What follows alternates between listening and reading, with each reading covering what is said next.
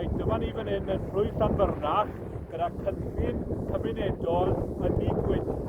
Mae da ni'r felin wynt fan hyn ac fiw'r cadeirydd y fenter cydweithredol ac mae wedi gweithio'n dda.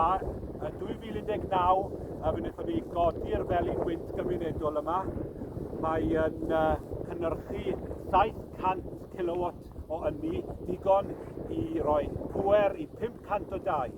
Felly cynllun cymunedol, pobl lleol yn cynhyrchu'r ynni a pobl lleol yn gwerthu wedyn.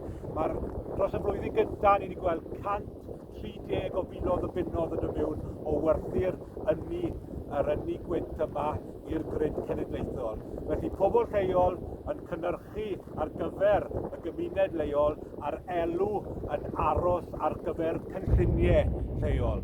Felly dyma'r dyfodol a dyma beth rydw i am weld yn digwydd yn Nghymru os gai ethol fel yr ymgeisydd Plaid Cymru dros Preseli Sir Benfro. Felly mwy o bŵer i'r bobl a mwy o gymunedau yn gwneud gwaith da fel hyn.